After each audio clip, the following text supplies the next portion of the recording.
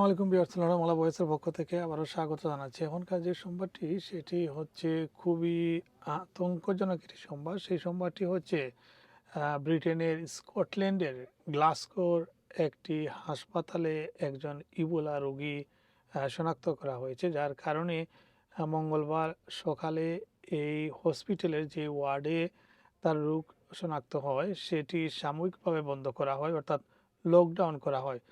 এই নিউজটি মেট্রো করেছে, অবশ্য বিবিসি বলছে লকডাউন করা হয়নি, আহ, আর মেট্রো বলছে এটা সাময়িকভাবে বন্ধ করা হয়েছে। আর সেই হসপিটালটি হচ্ছে স্কটল্যান্ডের গ্লাসগোর কুইন এলিজাবেথ ইউনিভার্সিটি হাসপাতাল। আর সেখানেই একটি ইউনিটে জরুরি সতর্কতামূলক ব্যবস্থা নেওয়া হয়েছে। রোগী সম্প্রতি ইবোলা আক্রান্ত দেশ থেকে গ্লাসগোতে ফিরেছিলেন এবং তিনি এই উপসর্গ নিয়ে হসপিটালে ভর্তি হন। স্থানীয় গণমাধ্যমের প্রতিবেদনে বলা হয়েছে মঙ্গলবার বিকালে হাসপাতালের একিউট রিসিভিং ইউনিট সাময়িকভাবে জনসাধারণের জন্য বন্ধ করে দেওয়া হয় এবং ইউনিটকে হাসপাতালের অন্যান্য অংশ থেকে বিচ্ছিন্ন রাখা হয়। সেখানে রোগীর প্রাথমিক পরীক্ষা নিরীক্ষার পর হাসপাতালের একটি পৃথক আইসোলেশন ইউনিটে স্থানান্তর করা হয়। বর্তমানে তার নমুনা পরীক্ষা করে নিশ্চিত হওয়ার চেষ্টা চলছে তিনি ইবোলায় আক্রান্ত কিনা।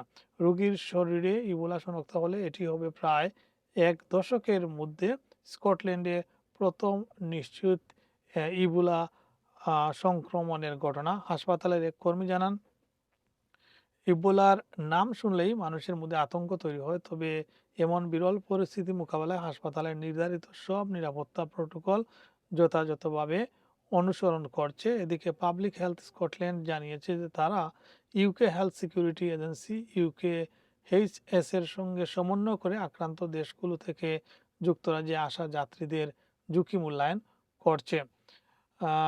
এটি ছিল মেট্রোর নিউজ। আর বিবিসিতে যেটি বলা হয়েছে যে গত সপ্তাহে ফ্রান্সে একজন চিকিৎসকের শরীরে ইবোলা শনাক্ত হয়। তিনি কঙ্গোতে একটি মানবিক মিশন শেষে দেশে ফিরছিলেন। আর বিবিসিতে আরও বলা হয়েছে যে সংস্থা অর্থাৎ পাবলিক হেলথ স্কটল্যান্ড ইউকের হেলথ সিকিউরিটির সঙ্গে তারা জয়েন্টলি কাজ করছে। সংস্থাটির একজন মুখপাত্র বলেন যে বর্তমানে স্কটল্যান্ডে ইবোলার কোনো নিশ্চিত রোগী নেই এবং সাধারণ মানুষের ঝুঁকিও এখনও কম। তিনি আর বলেন যে আক্রান্ত অঞ্চল থেকে যুক্তরাজ্যে আসা যাত্রীদের মূল্যায়ন ও পরীক্ষার জন্য স্বাস্থ্য বিভাগগুলোর সুপ্রতিষ্ঠিত প্রোটোকল রয়েছে। প্রয়োজন হলে সংস্পর্শে আসা ব্যক্তিদের শনাক্ত, কন্ট্যাক্ট ট্রেসিং করে স্বাস্থ্য পরীক্ষা ও সতর্কতামূলক ব্যবস্থা আর আওতায় আনা হবে। আর ইবোলা রোগটি কি সে সম্পর্কে বিবিসিতে যেটি বলা হয়েছে যে ইবোলা একটি বিরল কিন্তু অত্যন্ত প্রাণঘাতী ভাইরাসজনিত রোগ। এটি শরীরে রোগ প্রতিরোধ ব্যবস্থা এবং বিভিন্ন অঙ্গ প্রত্যঙ্গে আক্রমণ করে। ভাইরাসটি সাধারণত ফল, খেকু, বাদুড় সহ কিছু বন্য প্রাণীর মধ্যে থাকে।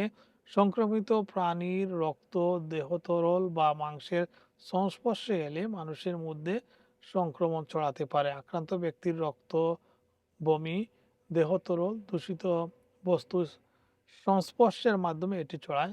ফলে ফ্লু বা কোভিড-19 মতো ইবোলা বাতাসের মধ্যে ছড়ায় না। সো ভিউয়ার্স, এটি একটি খুবই গুরুত্বপূর্ণ এবং কনসার্নিং বিষয়। যদি ইবোলা সন্দেহে যে ব্যক্তি চিকিৎসা দেওয়া হচ্ছে তিনি সত্যি ইবোলা আক্রান্ত হয়ে থাকেন, তাহলে গত এক দশকের মধ্যে স্কটল্যান্ডে হবেন তিনি প্রথম ব্যক্তি এবং তিনি ইতিমধ্যে যাদের সংস্পর্শে এসেছেন তাদেরকে শনাক্ত করে দ্রুত আইসোলেশনে নেওয়া হবে বলে জানিয়েছেন কর্তৃপক্ষ। ধন্যবাদ।